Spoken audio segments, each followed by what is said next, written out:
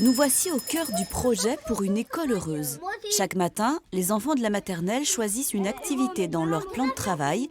Ils doivent la réaliser avant la récré. Tu choisis un travail sur le plan de travail et après tu viens le faire, tu le ranges et après tu viens prendre la photo. Mais je ressemble. Tu ranges ton travail et puis après tu colorises ce que tu as choisi. Non, ça, c'est la France, c'est où? C'est tout petit, c'est là, la France. C'est Rikiki, la France. C'est Mériki.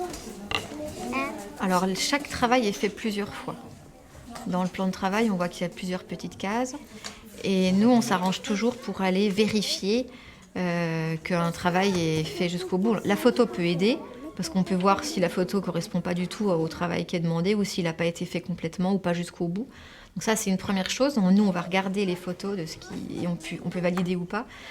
Et puis, en classe, on va aussi se promener et voir et s'arrêter vers les élèves.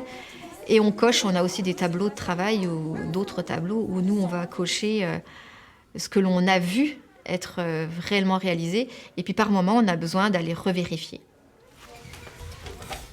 Alors, on va regarder Brittany. Tu me montres ce que tu as fait comme travail, Brittany? Montre-moi. Oui, d'accord, c'est bon, tu as fait ta photo, tu peux aller t'habiller. Alors déjà, on fonctionnait un peu comme ça dans nos classes auparavant. On avait déjà fait des tests chacune de notre côté dans des écoles différentes. Et ça nous plaisait vraiment de travailler avec des ateliers autonomes et avec des enfants qui soient plus libres de choisir ce qu'ils avaient envie de faire et de pouvoir respecter le rythme de chaque enfant. Et on se rend compte qu'il y a effectivement des enfants qui vont très vite de cette façon-là, qui apprennent beaucoup plus vite que dans ce que nous on pratiquait avant, et qui ont déjà accès à des compétences qui relèvent du CP, mais du coup on les prépare et avec une approche qui est beaucoup plus dans la manipulation. Et puis inversement, on a des enfants qui ont besoin de plus de temps que ce qui est proposé à la moyenne. Et dans ce système-là, les enfants ont aussi la possibilité de prendre plus de temps. Est-ce que tu peux me montrer la lettre qui fait ? Oui, regarde comment elle fait. Celui qui fait. Pendant ce temps, en autonomie, la porte qui sépare les deux classes de l'école est ouverte. Les enfants sont tous ensemble, qu'ils soient chez les petits, moyens ou grands.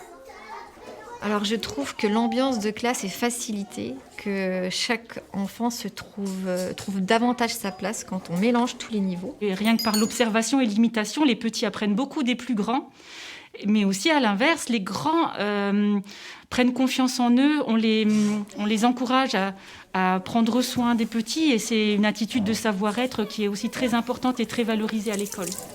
Brique après brique, Marie Marquiset-Cambouli et Stéphanie Chaudron ont construit leur projet.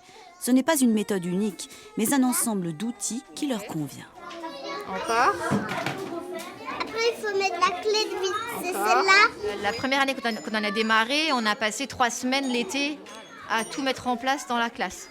Tous les ateliers, un atelier par plateau, on a rentré les items en prenant la photo de chaque atelier. Donc ça c'était un gros travail de démarrage, de mise en place. Mais une fois que ça c'est fait, finalement, il n'y a pas plus de travail que dans n'importe quelle école. On suit les enfants, on fait le cahier de réussite comme partout et on suit là où ils en sont en remplissant leurs évaluations comme ailleurs. Voilà. Mais moi je trouve que dans le fonctionnement quotidien, ça se fait très facilement et je dirais peut-être même plus facilement. Un fonctionnement qui déconstruit tout de même la posture de l'enseignant. C'est ce que les institutrices nous expliqueront demain.